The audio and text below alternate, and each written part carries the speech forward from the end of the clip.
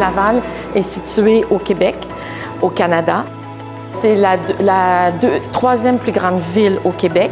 On est dans les 20 plus grandes villes au Canada et on a à peu près une population qui va bientôt arriver à 500 000 habitants. Donc, c'est une ville qui était en banlieue de Montréal, mais qui n'est plus une ville de banlieue, qui a les enjeux sociaux d'une grande ville, parce qu'on a un métro, on a de transport de communication, du transport collectif et tout ça. On a eu beaucoup d'immigration. Donc, on a une ville qui est en pleine effervescence. Donc, on a des gros enjeux d'habitation et de logement. Et donc, pour nous, de voir comment on va travailler la densification douce, comment on va retravailler la ville, comment elle s'est développée. Pour nous, c'est un enjeu majeur des prochaines années, de la prochaine décennie. Ce que j'ai trouvé important qu'on doit retenir, c'est de toujours travailler en transparence et avec les communautés.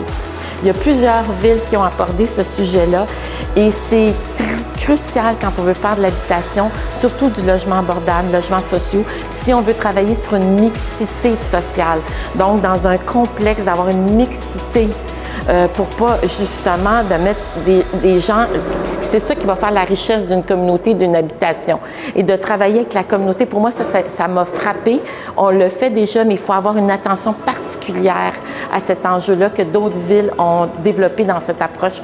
Entre autres, la ville qui nous reçoit aujourd'hui pour la première fois, qui est Toronto, ils ont une approche très globale de leur façon de travailler qui m'a beaucoup inspirée. Densément peuplé, qui reçoit beaucoup de touristes, donc qui ont d'autres enjeux, mais comment ils travaillent avec leur population locale versus cet enjeu-là. Ça m'a vraiment frappée.